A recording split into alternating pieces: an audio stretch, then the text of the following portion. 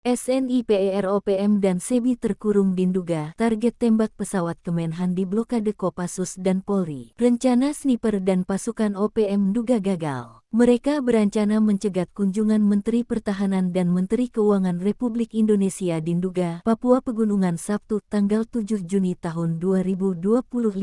Diketahui, pesawat sipil dengan register PEK-ELM milik Lang Nusantara Air diketahui mengangkut penumpang yakni Menhanri, Safri Samsudin dan Menkeri, Sri Mulyani dari Mimika, Papua Tengah, menuju Kabupaten Nduga. Pesawat itu diterbangkan oleh pilot Emmanuel Dumupa dan kopilot Alan Satria Purnama. Dalam perjalanan itulah juru bicara OPM, Sebi Sambom sesumbar menembak pesawat yang dimaksud. Namun rencana itu gagal. Sebi mengatakan pasukan mereka justru diblokade. Sebab sebelumnya digunakan untuk dropping Panglima Kogabuwilhan III, Letjen TNI Bambang Trisno Hadi dan pasukannya, juga Kopassus, pasukan elit 3 Matra TNI serta pasukan elit dari Polri. Namun faktanya, Menhanri, Safri Samsudin dan Menkeri, Sri Mulyani, tetap melakukan kunjungan kerja ke Kabupaten Nduga, Sabtu. Kunjungan Menhan dan Menke tersebut didampingi Letjen TNI Richard Taruli H. Tampu Bolon selaku Kasum TNI, Wakasat Letjen TNI Tandio Budi Revita, Pangkogabuwilhan III Letjen TNI Bambang Trisno Hadi, dan Peleh Kepala Pusat Analisis dan Harmonisasi Kebijakan Kemenkeuri Diki Hadi Pratama. Kunjungan ini juga dikawal Kabaranahan Kemhanri, Marsdia TNI Yusuf Jauhari, Pangdam 17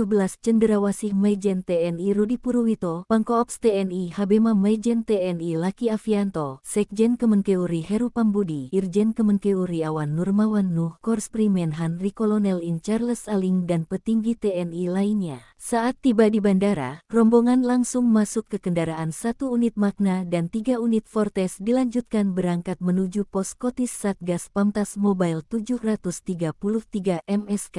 Selanjutnya menerima paparan secara internal oleh Pangkogabuwilhan III di pos Kotis. Sekitar pukul 10 waktu Indonesia Timur, Menhan Safri dan Menke Sri Mulyani melakukan pertemuan bersama Forkpimda, tokoh adat, tokoh agama serta tokoh masyarakat setempat. Juga mengunjungi pos komando taktis Yonif 733 Masariku yang berada di garis depan wilayah konflik.